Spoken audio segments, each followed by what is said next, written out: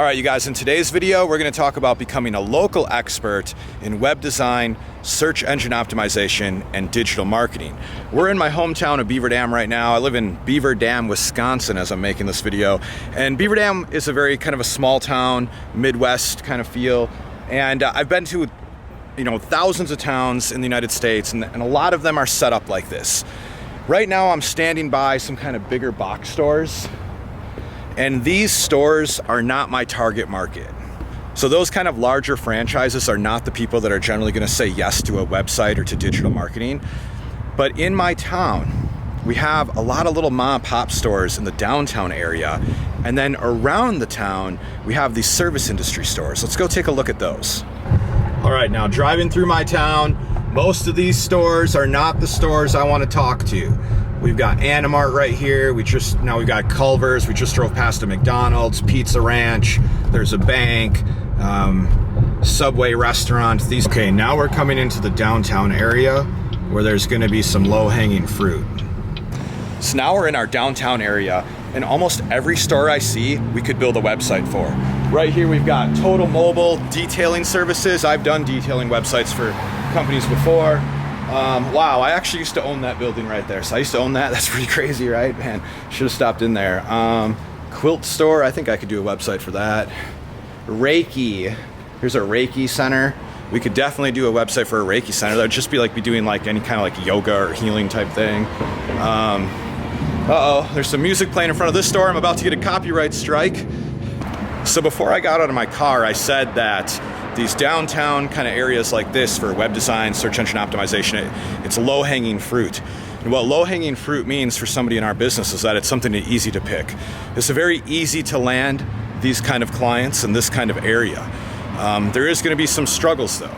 And one of the struggles is most of these kind of businesses, they don't always have enough money to pay for the website. Sometimes we have to kind of consider that. A lot of these smaller mom and pop shops, a lot of them are struggling right now. So even though it's easier to land the deals, sometimes it's harder to get the money. One of the biggest advantages we have in working with a local demographic like this is if we're a local person here, the people that are in these local areas, these local mom and pop shops, they want local people to support them, and they want to support local people. I see a business right here, Design Plus, that we did a website for a long time ago. One of the first sites I ever did. That's kind of cool. But for real though, guys, these people are the people that want to support you. You can walk right into one of these stores, introduce yourself, give them some information, show them your portfolio, boom, you're gonna get a lead. You're probably gonna get a sale immediately. All right, so now I'm just heading out of town, and I came to a service industry business. Check it out. What does that say? So here, we got a lot of cars there, it's kind of loud, but here we have the Beaver Dam dentist. And so this is a privately owned dentist. I'm sure that person could use a really good website. All right, so now let's consider all of the other service industries in our area. We have tree care companies. There's several dentist offices. There's chiropractors. There's plumbers and HVAC. I had to get in my car because it's just so loud. My lead web designer said I need to stop filming videos in my car. He said, Justin, when people film videos in their car, that's when they're in Lamborghinis and stuff. Sorry that I'm not driving a Lamborghini today. But I had to get in my car because it's so loud out there. But the service industry businesses are the people that might say yes to you because you're a local person, because they're local and you're local. They might say yes. These are the businesses where if they say yes, they can afford it, but they're also the businesses that might be looking for a niche expert, okay? So, but you have a better shot because you're local. So we have the local mom and pop shops, we have the service industry businesses, and now what I'm gonna do is I'm gonna show you how you can become the local expert in your area, plus about a 60-mile radius around your area, how you can be known as the absolute expert and how you can get a lot. The local expert, it's a little easier to break into the local demographic. The first thing is if you are local to this area, you kind of already have an in, right? All you've got to do is walk through their door, shake their hand and introduce yourself, leave a business card or leave them some information on what you have to offer. Now, if you're going to do that and you're going to walk around to all these businesses and introduce yourself, What I would really recommend to do is just say, hey, is it cool if I take some of your information, I give you some of my information? Don't try to sell them on anything. Just a quick introduction so they know that there is a person in this local area that does web design and search engine optimization and digital marketing. So you're just doing an introduction. Now, if I was looking to become a local expert, and which by the way, I've kind of become a local expert on accident. And we've made a whole lot of local websites and things like that. And one of the reasons why I know it's pretty easy to break into a local industry like this is because I'm not trying to build, just me personally, I'm not trying to build a lot of local websites. I have different niches that I'm doing. But as I share that with people around here, they're like, oh, well, you did this website. Could you also do this website for my friend here, this person here? And so I've kind of accidentally become the local expert. But if I could do it on accident, you guys could definitely do it if you're trying. I think if I was trying to be the local expert in my town, the very first thing I would do is I would make a list of every single business. And then I would go through the list of every single business and I would see which are the ones that I know right away is somebody who needs the services that we offer. And so personally, I would probably skip the chain stores. So I'm not going to like go to McDonald's and Burger King, and there's other chain stores like Dunham's, and there's some fitness centers in my area, but they're like big chains. I probably wouldn't go to those. So that's the first thing I would do, is take those off my list. Then I would look at all the mom and pop shops, and I might actually just go to all their websites and just kind of see what they look like. Then I would go to the service industry, knowing that the mom and pop shops are going to say yes first, but the service industries, like I mentioned earlier, like that, the dental offices, the fitness centers that are kind of locally owned, that aren't a big franchise. I own a martial arts school in the area, but I would definitely go to the martial arts school in the area, the dance studios. My daughter's involved in a dance studio right now that could probably use an uplift on their website or use some marketing on their website. So I would go to all those little service industry type businesses, tree care, lawn care. Oh, that's a really big one, the tree care industry. And then also things like landscaping, that's a really good one. So landscapers, tree care, dentist, all the service industry, those are the ones that it might be a little harder for them to say yes. Those are the ones where you might have to schedule an appointment or schedule a meeting. You might have to put them in your funnel in a way where you can really kind of show them that you're an expert. And we kind of did that a lot in our last video. And then that brings me to this also, do you still have something to give to them? Because if you didn't see my previous video on filling the funnel, it's really important that you understand all of that, because you're still going to fill the funnel. You're just going to fill the funnel with the local demographic. So do you have a list of every single business in your area?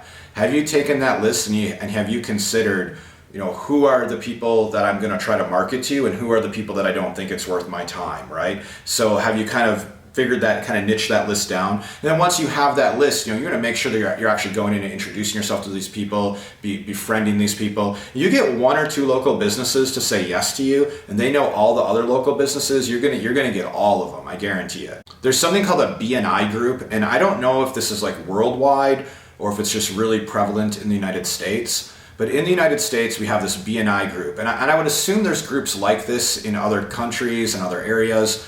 But in my area, there's several BNI groups. And a BNI group is like business and industry.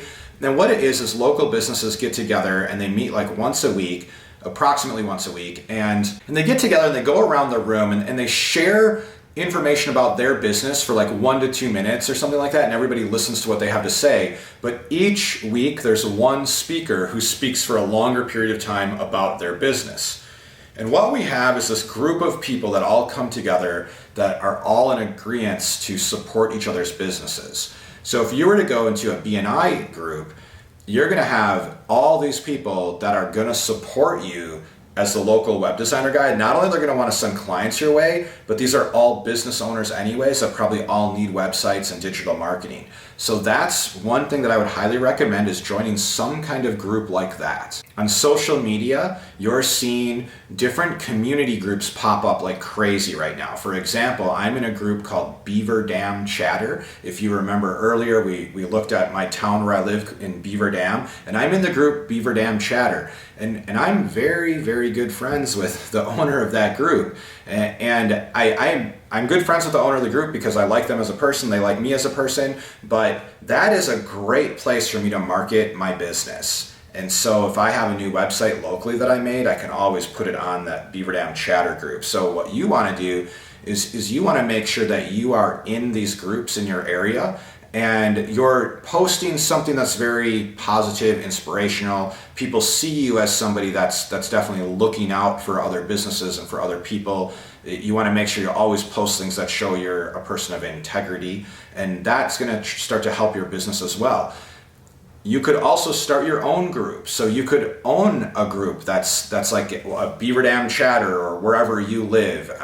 Use that name and start your own group, and you can start to bring people together. You could start a local business group as well. Hey, I'm going to bring all the local businesses together, and we're going to see how we can kind of feed off of each other and help each other. You could certainly do that through a medium like Facebook. It would be really easy to start a group like that. If you saw my previous video on filling the funnel, you should also have some kind of giveaway that you can give to people. And so you're going to have to think about what that's going to be.